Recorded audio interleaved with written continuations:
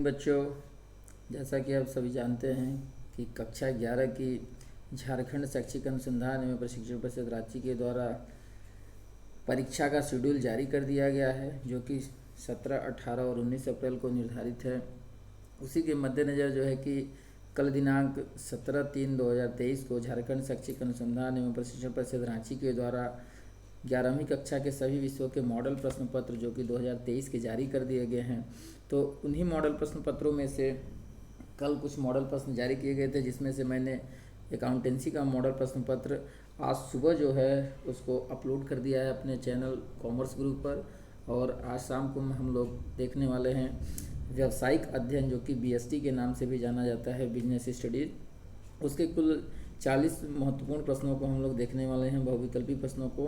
तो यदि आप चैनल पर नए हैं तो चैनल को सब्सक्राइब कर लें और वीडियो को लाइक शेयर कर लें। तो आइए मॉडल प्रश्न पत्र को देखने से पहले इसके कुछ निर्देश दिए हैं, इसके निर्देशों को हम लोग जान लेते हैं। सामान्य निर्देश दिया है, कुल प्रश्न 40 हैं, सभी प्रश्नों के उत्तर अनिवार्य हैं, यानी आपको सभी प्रश्नों के उत्तर देने हैं। गलत उत्तर के लिए कोई अंक नहीं काटे जाएंगे। यहाँ पे माइनस मार्किंग की व्यवस्था नहीं है। इसका मतलब ये है कि आपको प्रश्न का उत्तर आए तो भी, नहीं आए तो भी, आपको प्रत्येक प्रश्न में रिस्पॉन्स करना है। आपको ABCD में से कोई एक टिक मारना है। अगर नहीं भी आता है तो भी किसी एक को आप टिक मार देंगे। इससे होगा क्या कि आप अंदाज से भी टिक मारेंगे तो आपकी जो प्रश्न के सही होने की संभावना है वो 1/4% होगी। यानी 4 क्वेश्चन आप करते हैं तो आपको जो है एक प्रश्न सही होने की संभावना लगभग होती है। आइए हम लोग प्रश्नों को देखते हैं। जो पहला प्रश्न है वो क्या है, निम्न में से कौन एक आर्थिक क्रिया नहीं है? Which of the following is not an economic activity. तो आप जानते हैं कि अगर आप क्लास 9th से अगर आप कॉमर्स पढ़ रहे होंगे तो ये जो प्रश्न है ये आपके क्लास 9th के सिलेबस में आया हुआ है, और ये सेकंड क्वेश्चन भी। तो अगर आप 9th से कॉमर्स पढ़ रहे हैं तो आपके लिए ये प्रश्न पत्र बहुत आसान है। अगर आप क्लास 11 से पढ़ रहे हैं और क्लास 11 में पढ़ाई किए होंगे तो आपके लिए भी ये प्रश्न पत्र बहुत आसान है। और यदि आप डायरेक्ट अभी तक नहीं पढ़े हैं और परीक्षा से कुछ दिन पूर्व जो है स्टार्टिंग कर रहे हैं तो भी चैनल के साथ जुड़े रहेंगे तो आपको भी जो है कि मॉडल सेट आसान लगने लगेगा। तो सबसे पहला जो प्रश्न है कौन सा है, निम्न में से कौन एक आर्थिक क्रिया नहीं है? तो इसमें 4 ऑप्शन दिए हुए हैं। वस्तुओं का उत्पादन यानी प्रोडक्शन ऑफ गुड्स, वस्तुओं का व्यापार, ट्रेडिंग इन गुड्स, पेशेवर सेवा, प्रोफेशनल सर्विस, समाज सेवा, सोशल सर्विस। तो इसमें कौन सा नहीं होगा? तो होगा ऑप्शन डी। ऑप्शन डी जो है वो समाज सेवा, सोशल सर्विस, ये जो है आर्थिक क्रिया के अंतर्गत नहीं आता है, क्योंकि समाज सेवा में जो होता है आर्थिक क्रिया में हम उन्हीं क्रियाओं को सम्मिलित करते हैं जिनका उद्देश्य धन कमाना होता है, आय अर्जित करना होता है। तो प्रोडक्शन ऑफ गुड्स में आपको एक निश्चित आय प्राप्त होती है, ट्रेडिंग इन गुड्स में भी आपको लाभ होता है, और प्रोफेशनल सर्विस में भी आपको एक सर्विस के रूप में कुछ शुल्क मिलता है, सुविधा शुल्क। लेकिन समाज सेवा यानी सोशल सर्विस में आपको कोई पैसा नहीं मिलता, इसलिए इसको हम आर्थिक क्रिया के अंतर्गत नहीं रखते हैं। ठीक है, सेकंड क्वेश्चन देखते हैं। मौसम की भांति व्यवसाय भी सदैव हमारे साथ रहता है, यह कथन किसका है? Business likes weather is with us every day, who said this out of the following. तो मौसम की भांति व्यवसाय भी सदैव हमारे साथ रहता है, यह कथन जो है व्हीलर महोदय का है। ठीक है, एक प्रबंध शास्त्री हैं व्हीलर, जिन्होंने यह कथन दिया है कि जिस प्रकार मौसम हमारे साथ रहता है वैसे ही व्यवसाय भी हमारे साथ रहता है। तो ये 2 प्रश्न हम लोग देखे हैं। आइए नेक्स्ट क्वेश्चन देखते हैं। क्वेश्चन नंबर 3 है, व्यावसायिक जोखिम होने की संभावना नहीं होती है। Business risk is not likely to arise due to. तो व्यावसायिक जोखिम नहीं होने की संभावना होती है, तो किसमें? सरकारी नीति में परिवर्तन से, इससे तो होती है, अच्छे प्रबंध से नहीं होती है, कर्मचारियों की बेईमानी से भी जो है कि व्यावसायिक जोखिम की संभावना है, बिजली गुल होने से भी व्यावसायिक जोखिम की संभावना है। तो इसका ऑप्शन जो बी है वो करेक्ट है। अच्छे प्रबंध से जो है आप व्यावसायिक जोखिम की संभावना को कम कर सकते हैं।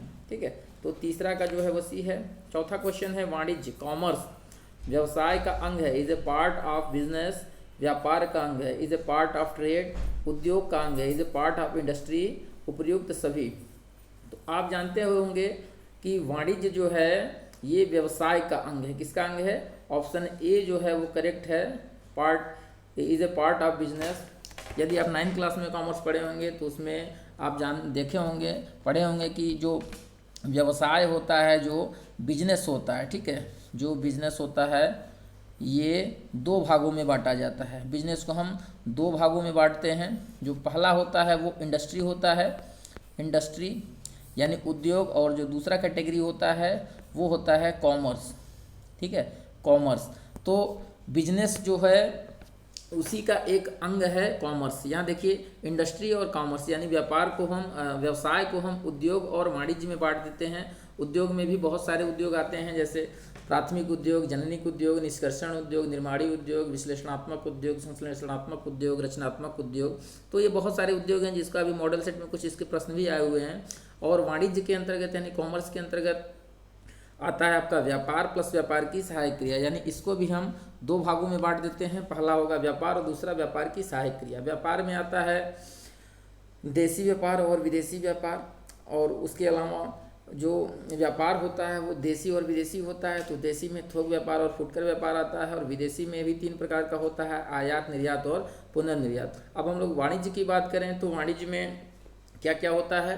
वाणिज्य में व्यापार, व्यापार की सहायक क्रिया, और सहायक क्रिया में क्या क्या आएगा, जैसे व्यापार की जो सहायता प्रदान करने वाली होती है, जैसे बैंक, बीमा, परिवहन, संचार सेवाएं, ये सब जो है वाणिज्य की सहायक क्रिया के अंतर्गत आते हैं। तो हम लोगों ने यहाँ पे पूरा चार्ट समझ लिया। अब इससे कोई भी प्रश्न आपको पूछेगा तो आप आसानी से बता सकते हैं।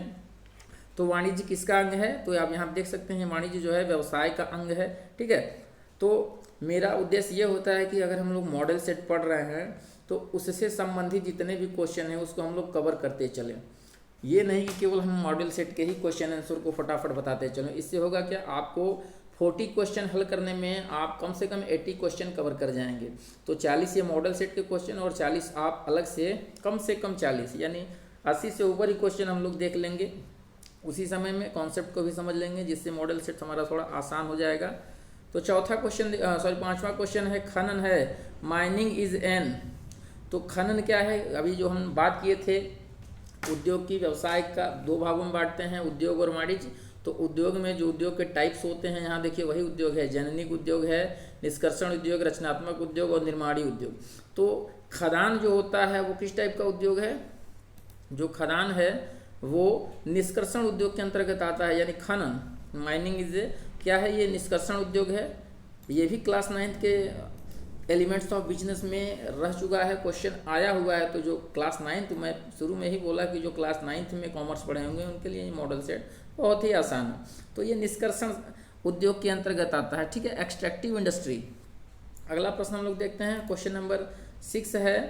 6 क्वेश्चन नंबर, निम्न में से कौन सा विनिर्माण उद्योग है, which of the following is manufacturing industry. तो मैन्युफैक्चरिंग इंडस्ट्री पूछ रहा है, विनिर्माण उद्योग, भवन बनाना यानी कंस्ट्रक्शन ऑफ बिल्डिंग, पुल बनाना, कंस्ट्रक्शन ऑफ बिल्डिंग, चीनी बनाना, मैन्युफैक्चर ऑफ शुगर, सड़क बनाना, कंस्ट्रक्शन ऑफ रोड्स। तो इस ऑप्शन को देखने के बाद भी अगर आपको नहीं भी आ रहा होगा तो आप समझ जाएंगे कि मैन्युफैक्चरिंग इंडस्ट्री पूछ रहा है, और यहाँ पे मैन्युफैक्चर ऑफ शुगर केवल एक ही ऑप्शन है।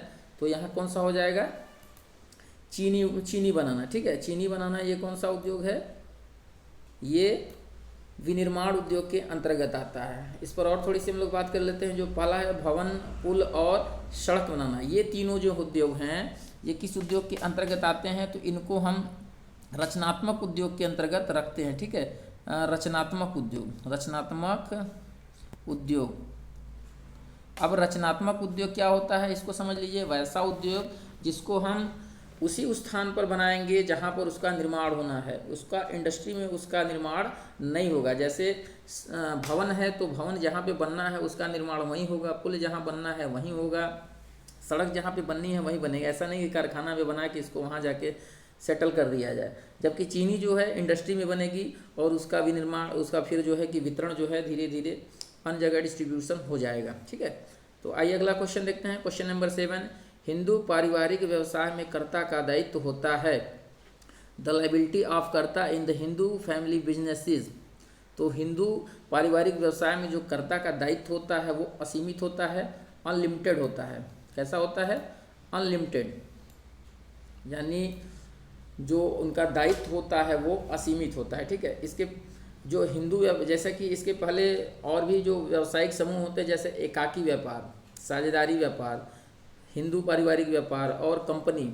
तो इन सभी में देखिए जो एकाकी व्यापार है, साझेदारी व्यापार और हिंदू पारिवारिक व्यवसाय, इन तीनों में इनका जो स्वामी होते हैं उनका जो दायित्व होता है वो असीमित होता है, सीमित होता है केवल कंपनी में। तो कंपनी जो होती है उसका दायित्व जो होता है वो सीमित होता है। तो इससे भी हम लोग क्वेश्चन को कवर कर चुके हैं। अगला क्वेश्चन हम लोग देखते हैं, सहकारी समिति का पंजीयन कराना है, registration of cooperative society is. Question number 8, तो सरकारी का समिति जो है कंपनी अधिनियम 1912 के तहत, ठीक है, कंपनी अधिनियम 1912, इसको आप याद रखेंगे। कभी कभी ये भी पूछ देता है कि सरकारी समिति जो है किस अधिनियम के तहत शासित होती है। तो सरकारी समिति जो है कि अधिनियम 1912 के तहत शासित होती है, और सहकारी समिति अधिनियम 1912 के तहत जो है इसका पंजीयन जो है वो अनिवार्य है, ठीक है, इसका पंजीयन कराना अनिवार्य है, कंपलसरी। तो क्वेश्चन नंबर 8 का ए जो है वो अनिवार्य है। और अगर इसी क्वेश्चन को हम दूसरे तरीके से पूछें कि जो एकाकी व्यवसाय होता है या जो साझेदारी व्यवसाय होता है उसका पंजीयन कराना क्या अनिवार्य होता है, तो उसका पंजीयन कराना अनिवार्य नहीं होता है, आवश्यक जरूर होता है, उसको कह सकते हैं ऐच्छिक भी होता है और आवश्यक भी होता है।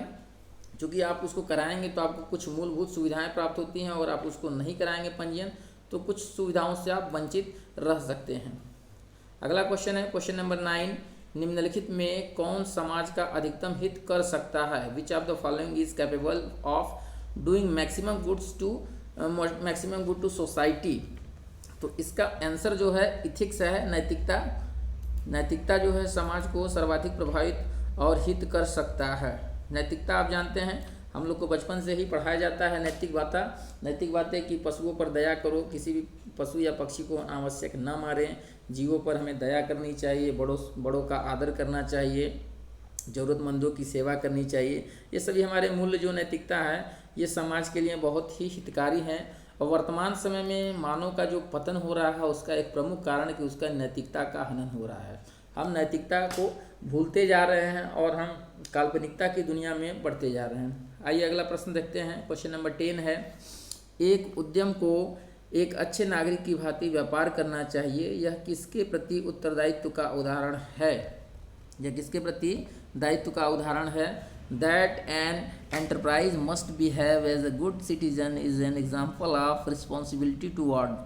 तो एक जो उद्यमी होता है उसको जो है अपने समाज के प्रति अपना एक अच्छे नागरिक की भांति व्यवहार करना चाहिए। ये उसका जो उत्तरदायित्व होता है वो किसके प्रति होता है? ये सोसाइटी या समाज के प्रति होता है, कम्युनिटी के प्रति होता है, ठीक है, ये समाज के प्रति होता है, कम्युनिटी के प्रति।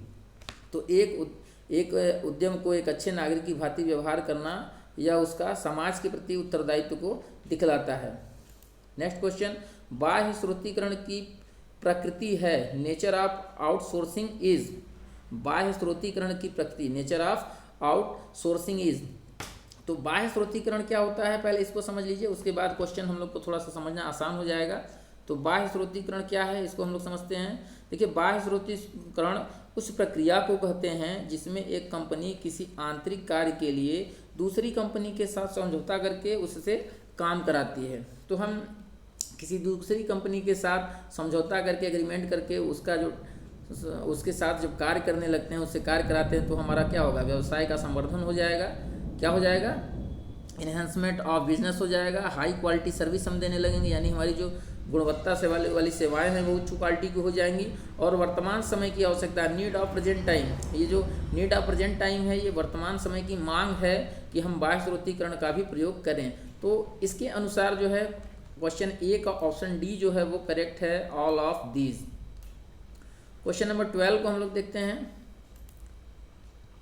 क्वेश्चन नंबर 12 है, जोखिमपूर्ण व्यवसाय के लिए व्यवसाय संगठन के कौन से रूप का चुनाव करना चाहिए?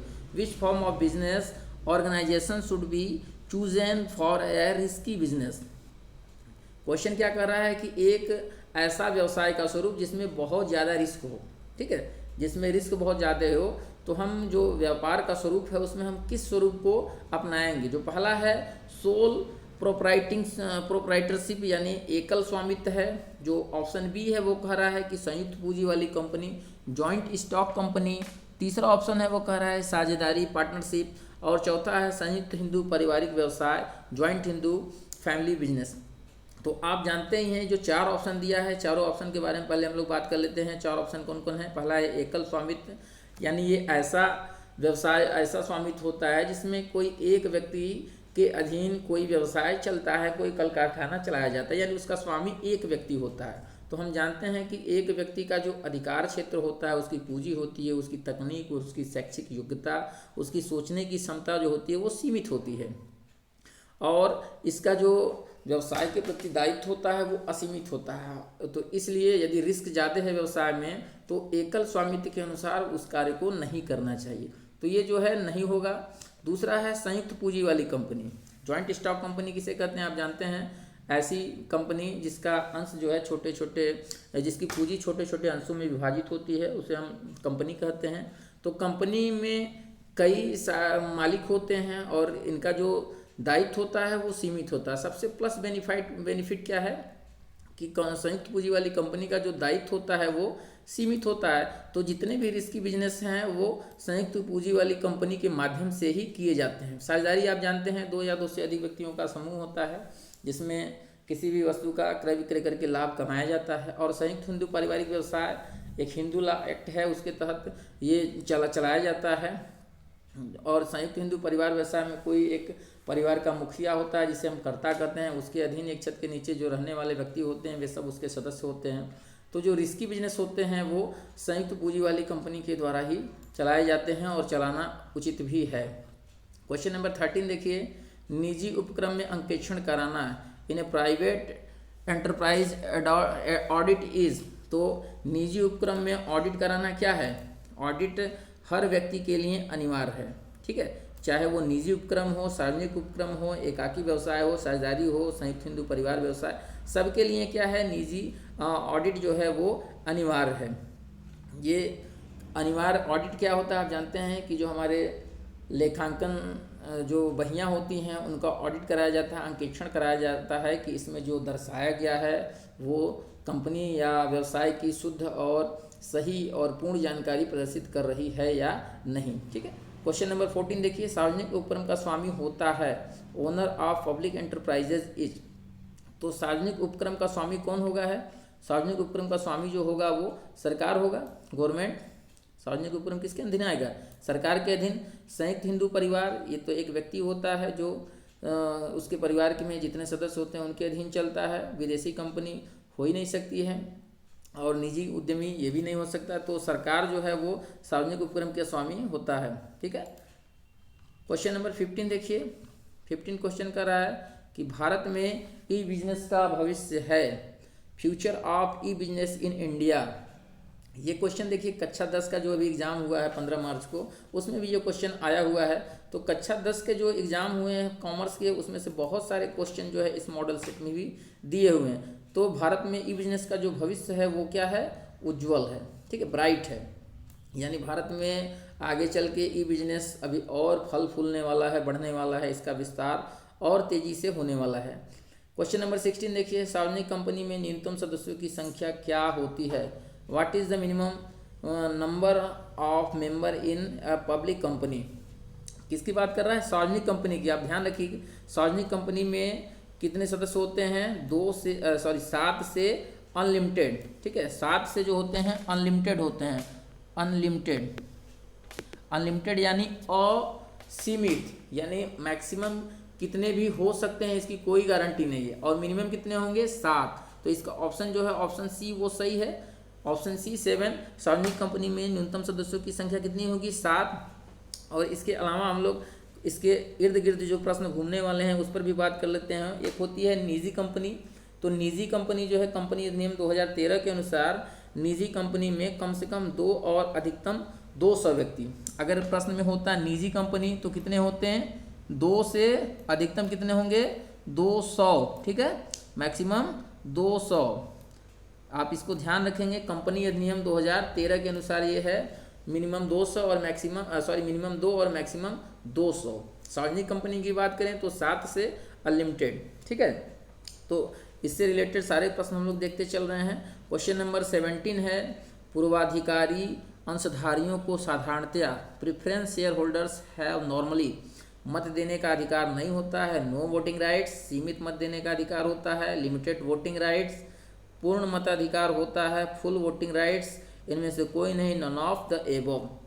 तो हम जानते हैं कि जो पूर्वाधिकार अंशधारी होते हैं उनको सामान्यतया मत देने का अधिकार जो है वो नहीं होता है। ठीक है, पूर्वाधिकार अंश किसे कहते हैं इसको आप समझ लीजिए, यानी वैसे अंशधारी जिनको ऋण के जो पूंजी के भुगतान और जो लाभांश होता है उसके भुगतान संबंधी इनको पूर्वाधिकार होता है। यानी समता अंशधारियों से पहले पूर्वाधिकार अंशधारियों को उनका लाभांश और पूंजी का भुगतान किया जाता है। ठीक है, वो पूर्वाधिकार अंशधारी होते हैं, लेकिन इनको सामान्यतया मत देने का अधिकार नहीं होता है। मत देने का अधिकार जो होता है समता अंशधारियों को होता है, इक्विटी शेयर होल्डर्स को। ठीक है, लेकिन प्रेफरेंस शेयर होल्डर को क्या होता है, इसका ऑप्शन जो होगा वो कौन सा सही होगा, वो ऑप्शन ए होगा, मत देने का अधिकार नहीं होता। No voting rights. ठीक है, इनको लाभांश पाने का अधिकार होता है लेकिन मत देने का अधिकार नहीं होता है। कुछ विशेष परिस्थितियों में इनसे कहीं कहीं मत मांगा जा सकता है, अन्यथा सामान्यतया इनको मत देने का अधिकार नहीं होता। और क्वेश्चन जो है वो कह रहा है कि साधारणतया, तो यहाँ पे हम यही लिखेंगे मत देने का अधिकार नहीं होता। क्वेश्चन नंबर 18 है, कंपनी की पूंजी विभिन्न हिस्सों में विभाजित होती है, प्रत्येक हिस्से को ब्लैंक स्पेस कहते हैं। The capital of company is divided into number of part, each one of which are card. तो इसको जानते ही होंगे आप लोग, अगर नहीं जानते हैं तो जान लीजिए, इसको हम लोग अंश कहते हैं, शेयर। ठीक है, जैसे मान लीजिए कोई कंपनी है जिसकी कुल अधिकृत पूंजी, उसकी अधिकृत पूंजी मान लीजिए कुल है आपका 1 लाख। ठीक है, 1 लाख मान लीजिए इसकी अधिकृत पूंजी है, और एक शेयर का जो रेट है वो 100 रुपये है। ठीक है, एक अंश का वैल्यू 100 रुपये और कंपनी की पूंजी 1 लाख, तो कुल कंपनी कितने अंशों में विभाजित होगी, तो इसको हम एक शेयर के रेट से डिवाइड कर देंगे, तो डिवाइड हो जाएगा, तो कितना बचेगा आपका 1000 रुपये। ठीक है, सॉरी 1000। तो कंपनी जो है वो कितने अंशों में डिवाइड है, वो 1000 अंशों में विभक्त है, और प्रत्येक जो अंश होगा वो क्या होगा, एक निश्चित लाभांश पाने का अधिकार होगा उस पर। तो जो अंशधारी होते हैं, अगला क्वेश्चन आगे इस टाइप का प्रश्न और आपको मिलेगा कि जो अंशधारी होते हैं उनको क्या मिलता है, तो अंशधारियों को लाभांश मिलता है, और ऋण पत्रधारियों को क्या मिलता है, तो ऋण पत्रधारियों को जो है एक निश्चित दर से ब्याज मिलता है। ठीक है, अंश जो होता है क्या होता है, कंपनी की एक पूंजी को छोटे छोटे टुकड़ों में विभाजित कर दिया जाता है, जिसको हम लोग अंश के नाम से जानते हैं। ठीक है, आगे चलते हैं, तो इसका ऑप्शन ए है 18 का ए, शेयर। औद्योगिक वित्त निगम है। क्वेश्चन नंबर 19 देखिए, industrial finance corporation is a. तो औद्योगिक वित्त निगम क्या है, इसके बारे में थोड़ी सी चर्चा कर लेते हैं कि इसकी स्थापना जो है 1948 ईस्वी में की गई थी। इसकी स्थापना का प्रमुख उद्देश्य देश में उद्योगों को मध्यकालीन तथा दीर्घकालीन ऋण उपलब्ध कराना था। ठीक है, इसकी स्थापना कब की थी, 1948 में। ठीक है, 1948 में, इसको आप याद रखेंगे। कभी कभी क्वेश्चन ये भी पूछता है कि IFSC की स्थापना कब की गई थी, तो आप बता दीजिएगा कि 1948 में। दूसरा क्वेश्चन इससे बन सकता है कि जो हमारा IFC है, IFCI होता है वैसे तो, लेकिन यहाँ IFC दे दिया है, तो इसका पूरा नाम औद्योगिक वित्त निगम का जैसे शॉर्ट में दे दे IFC। ठीक है, केवल शॉर्ट में लिख दे IFCI, तो IFC का पूरा नाम बताइए, तो इसका पूरा नाम यही होगा, industrial finance corporation of India. इसकी स्थापना कब हुई थी, तो 1948 में हुई थी। इसकी स्थापना का उद्देश्य क्या था, तो उद्योगों को मध्यकालीन और दीर्घकालीन साख उपलब्ध कराना था। ठीक है, इसकी जो प्रदत्त पूंजी थी वो कितनी थी, 5 करोड़। ठीक है, 5 करोड़ रुपए, इसको याद रखेंगे, बहुत ही महत्वपूर्ण जानकारियां हैं, मैं खोज करके आप लोगों के लिए लाया हूं। तो 5 करोड़ रुपए इसकी जो प्रदत्त पूंजी या चुकता पूंजी थी वो कितनी थी, 5 करोड़ रुपए। तो IFSC के बारे में हम लोग जान चुके होंगे। तो अब यहाँ पे प्रश्न ये उठता है कि इसका ऑप्शन कौन सा सही होगा। ऑप्शन देखिए कौन कौन है, सार्वजनिक निगम नहीं है, सरकारी कंपनी, तो ये क्या है, औद्योगिक वित्त निगम, ये सरकारी कंपनी है। शुरुआत इसका जब प्रारंभ किया गया था तो वो निगम के रूप में, वर्तमान में ये सरकारी कंपनी है, और इसके अधीन यानी IFC के अधीन जो है 6 जो है कंपनियां, इसकी सहयोगी एक कंपनी है, और 6 इसकी जो है क्या बोलते हैं, सूत्रधारी कंपनी, ठीक है। 6 जो है इसके अधीन सूत्रधारी कंपनी और एक सहयोगी कंपनी है। तो ये सब बातें आप याद रखेंगे, परीक्षा के लिए आपके बहुत ही महत्वपूर्ण ये टिप्स हैं। क्वेश्चन नंबर 20 देखिए, बहुराष्ट्रीय कंपनी का क्षेत्र है। The scope of multinational company is.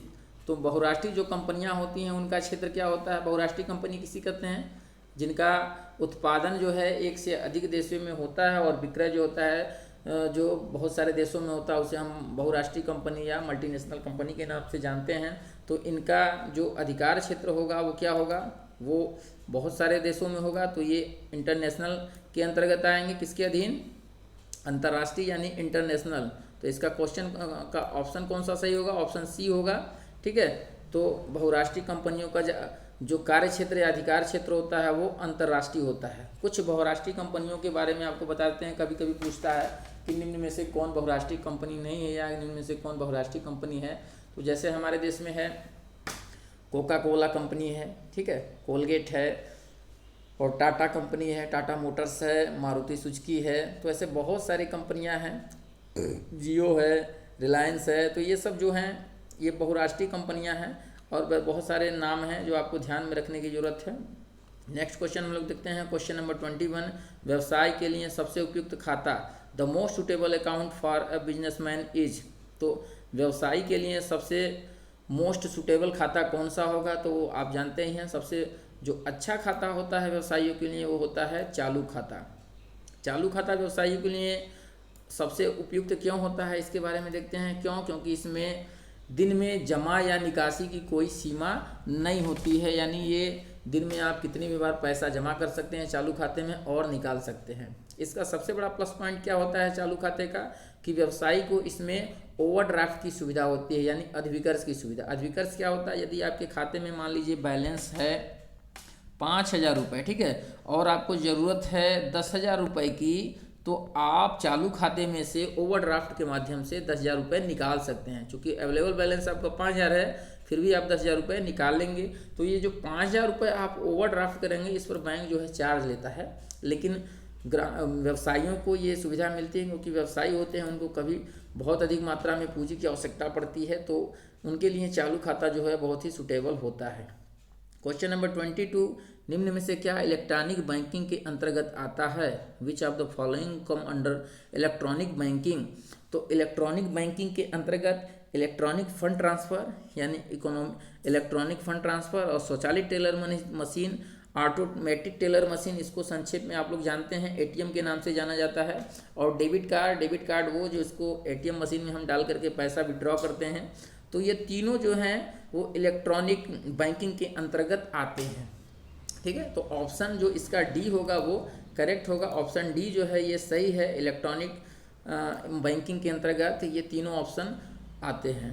Next question, question number 23, अग्नि बीमा की अवधि होती है, the period of fire insurance is. तो अग्नि बीमा की जो अवधि होती है वो जनरली जो होती है सामान्यतः 1 वर्ष की ही होती है, ठीक है। कितने की? 1 वर्ष की। आप ध्यान रखेंगे। सबसे पहले हम लोग देख लेते हैं बीमा, ठीक है। यहाँ बीमा से संबंधित कुछ क्वेश्चन हम लोग कवर करते हैं। यहाँ अग्नि बीमा दिया है, हम लोग बात करते हैं पहले बीमा। बीमा जो होता है मुख्यतः वो 4 प्रकार का होता है। कितने प्रकार का? 4 प्रकार का। ये 4 टाइप कौन कौन होते हैं? जो पहला होता है वो जीवन बीमा होता है, लाइफ इंश्योरेंस जिसको बोलते हैं, और दूसरा जो होता है वो अग्नि बीमा, तीसरा जो होता है वो सामुद्रिक बीमा, और चौथा में अन्य विविध प्रकार के बीमा जिसमें बहुत सारे बीमा आते हैं, जिसमें कार का बीमा, गाड़ी का बीमा, दुकान का बीमा या अन्य बहुत सारे, फसल बीमा, पशु पक्षियों का बीमा, बहुत सारे बीमा हैं। तो जो जीवन बीमा है, अगर मान लीजिए यहाँ अग्नि बीमा की जगह जीवन बीमा होता तो जीवन बीमा की अवधि कितनी होती? तो जीवन बीमा की जो अवधि होती है वो कई वर्षों की होती है। कभी कभी 10 साल के लिए, 15 साल, 20 साल के लिए, 50 साल के लिए, कभी कभी असीमित अवधि भी हो सकती है। तो ये जीवन बीमा है। लेकिन यहाँ अग्नि बीमा है तो अग्नि बीमा जो है वो 1 वर्ष की होती है। और सामुद्रिक बीमा अवधि, सामुद्रिक बीमा क्या होता है? जहाज जो शिप होता है उसको निर्यातक देश से आयातक देश तक ले जाने का जो पीरियड होता है उसी का बीमा कराया जाता है, ठीक है। तो उसकी अवधि और 60 होती है। अब हम लोग बात करते हैं नेक्स्ट क्वेश्चन की, बीमा का मूलभूत उद्देश्य होता है, primary object of insurance is. तो जो बीमा का मूलभूत उद्देश्य होता है वो क्षतिपूर्ति क्या होता है? इंडेमिटी, ठीक है। जो क्षतिपूर्ति होता है वो कैसी क्षतिपूर्ति, जैसे मान लीजिए आपने अग्नि बीमा कराया है, ठीक है, और आपका कारखाने में आग लग गई और क्षतिपूर्ति हो गई, तो बीमा आपको उस क्षतिपूर्ति की राशि को स्वीकार करता है और आपको भरपाई करता है। तो इस प्रकार आपको उस जो एकाएक अनिश्चितकालीन हानि थी उससे आपकी भरपाई हो जाती है और आप व्यवसाय में बने रहते हैं। अगर यदि आप बीमा नहीं कराते अग्नि बीमा, तो फिर आपका दिवाला निकल जाता है और आप जो है व्यवसाय से बाहर हो जाता है, आपका व्यवसाय ठप हो जाता है, चौपट हो जाता है, ठीक है। तो इस प्रकार बीमा का मूलभूत उद्देश्य क्या होता है, हमको भविष्य में होने वाली खतरों और अनिश्चितताओं के जोखिम से मुक्ति दिलाना, ठीक है। उसका उसमें उद्देश्य यह है ऑप्शन बी क्षतिपूर्ति, ठीक है। आगे चलते हैं हम लोग, नेक्स्ट क्वेश्चन को देखते हैं। क्वेश्चन नंबर 25 है, भारत में स्पीड पोस्ट सेवाओं का प्रारंभ हुआ था। Speed post service started in India. तो भारत में स्पीड पोस्ट सेवा जो है वो 1986 यानी 1986 में प्रारंभ हुई थी। स्पीड पोस्ट जानते हैं, ये जो पोस्ट ऑफिस होते हैं, डाकघर, वो आपको स्पीड पोस्ट की सेवा प्रदान करते हैं। यानी एक साधारण डाक होता है, एक पंजीकृत डाक होता है और एक स्पीड पोस्ट होता है।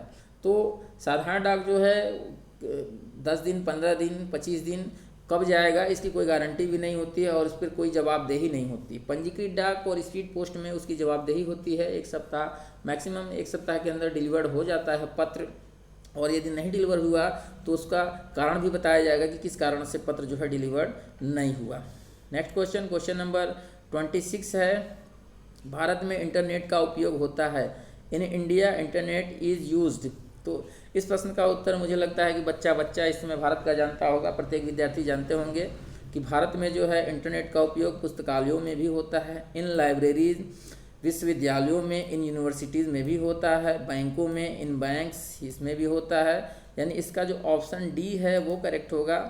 भारत में हर क्षेत्र में आजकल इंटरनेट की व्यवस्था है और उसका उपयोग किया जा रहा है। अगला प्रश्न देखते हैं, क्वेश्चन नंबर 27, भंडार गृह किस प्रकार की उपयोगिता का सृजन करता है।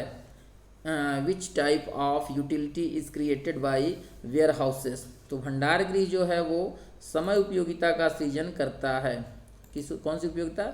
समय उपयोगिता, टाइम यूटिलिटी का सृजन करता है, ठीक है। अब भंडार गृह क्या होते हैं? वेयर हाउस आप जानते होंगे, बहुत से जैसे बंदरगाह होते हैं, वहाँ पर जब आप माल विदेशों से मंगाते हैं और आपको तटकर देना होता है, जिसको हम लोग बोलते हैं कस्टम ड्यूटी, सीमा शुल्क, ये जो कर होते हैं इनको देने के लिए कभी कभी व्यवसायी के पास तुरंत पैसा नहीं होता है, तो वो कुछ समय के लिए भंडार गृह में माल को रख देता है और उस कर की व्यवस्था करके दे करके फिर भंडार गृह से माल को सुरक्षित ले जाता है, ठीक है। और भंडार गृह जो होता है कि माल को सुरक्षित रखने का एक स्थान होता है। तो वेयर हाउस जो होते हैं वो कई प्रकार के होते हैं, आप पढ़े ही होंगे। आगे चलते हैं हम लोग, वेयर हाउस से ही संबंधित नेक्स्ट क्वेश्चन भी है। अगला क्वेश्चन है कि शीघ्र नाशवान वस्तुओं को सुरक्षित रखने वाला भंडार गृह है। The warehouses where highly perishable goods are kept safely, ठीक है। तो शीघ्र नाशवान वस्तुओं को कहाँ पे भंडार करके रखा जाता है? सरकारी गवर्नमेंट वेयर हाउस में नहीं, इसमें नहीं रखा जाता है। बंधक भंडार गृह, बॉन्डेड वेयर हाउस, इसमें भी नहीं रखा जाता है। कोल्ड स्टोरेज यानी शीत भंडार गृह, नाम सुने होंगे आप लोग, कोल्ड भंडार गृह या शीत स्टोरेज, इसमें जो है शीघ्र नाशवान वस्तुओं को रखा जाता है। जैसे सब्जियां हैं, दूध के बने हुए वस्तुएं हैं, या अन्य भी बहुत सारी ऐसी वस्तुएं होती हैं जो शीघ्र खराब होने वाली वस्तुएं होती हैं, जिनका जो समय अवधि होती है वो 1 सप्ताह 10 दिन के बाद वो खराब हो जाती है। तो इनको हम लोग कोल्ड स्टोरेज में सुरक्षित रखते हैं, ठीक है। अगला क्वेश्चन है क्वेश्चन नंबर 29, अंशधारी होते हैं shareholders of a company are. तो आपको इससे पहले भी मैं बता चुका कि अंशधारी जो होते हैं वो कंपनी के स्वामी होते हैं। अगर यही अंशधारी की जगह आपको क्वेश्चन में रहता ऋणपत्रधारी, ठीक है, इसको भी देख लीजिए। ऋणपत्रधारी होते हैं debenture holders of a company are, तो यहाँ पे इसका आंसर हो जाता ऋणदाता। ऋणपत्रधारी क्या होते हैं? आप कंपनी के ऋणदाता होते हैं, लेकिन अंशधारी जो होते हैं वो कंपनी के स्वामी होते हैं। इसको ध्यान में रखिएगा, बहुत ही महत्वपूर्ण क्वेश्चन है जो मैं कवर करते चल रहा हूँ। क्वेश्चन नंबर 30 है, ऋणपत्रों पर दिया जाता है पेड ऑन डिवेंचर्स। तो ऋणपत्र पर क्या दिया जाता है?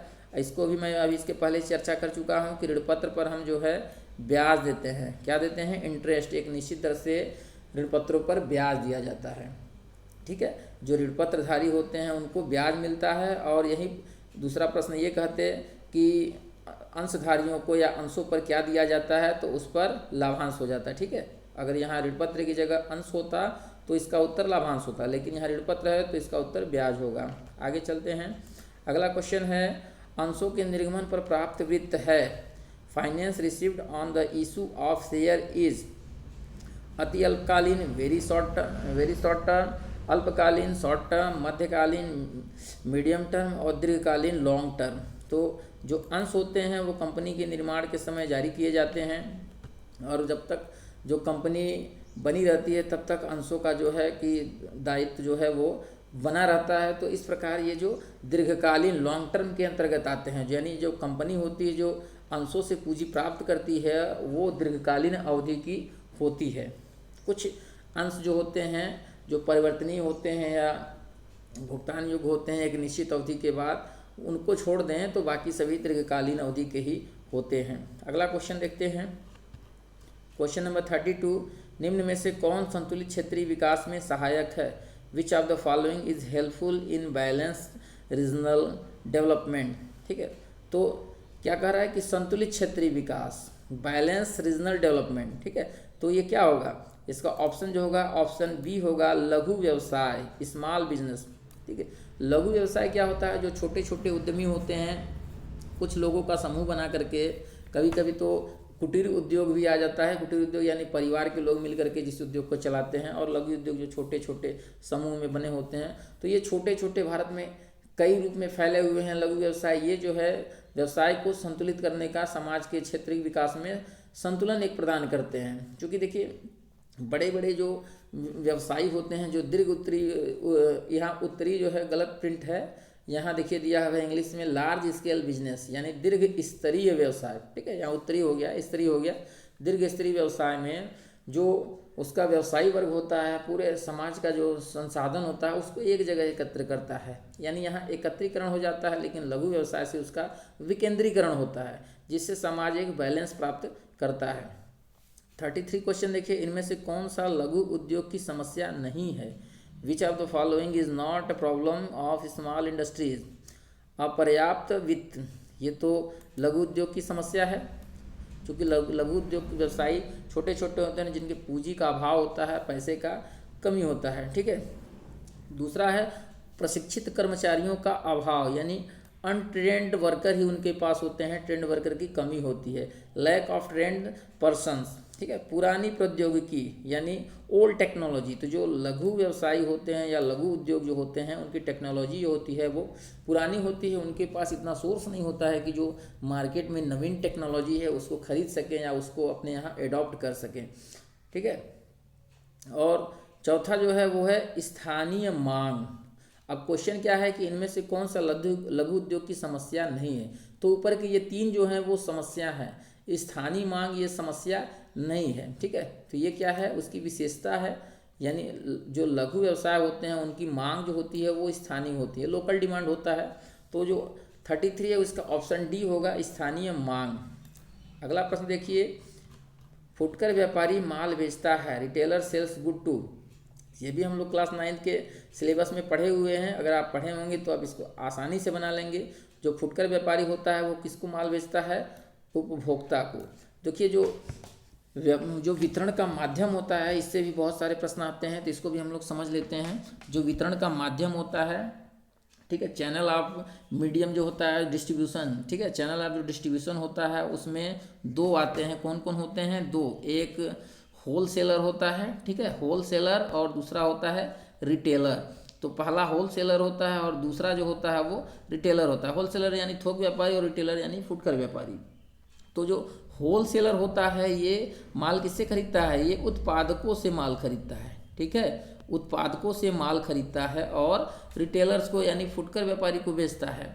और जो रिटेलर होता है यानी जो ये है फुटकर व्यापारी, ये होल सेलर से माल खरीदता है, थोक व्यापारी से, और ये जो है माल किसको बेचता है? ये फिर उपभोक्ताओं को माल भेजता है। ठीक है, उपभोक्ता को ये सीधे माल बेचता है। तो इस प्रकार हम लोग समझ गए वितरण के जो माध्यम है होल सेलर और रिटेलर।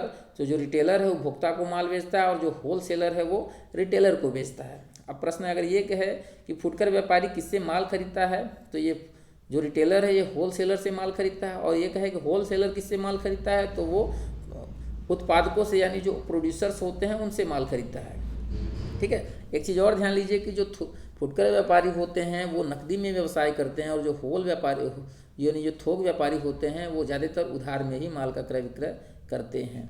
ठीक है। आगे देखिए, सुपर बाजार उदाहरण है। सुपर बाजार आर एग्जाम्पल ऑफ। तो सुपर बाजार क्या होता है?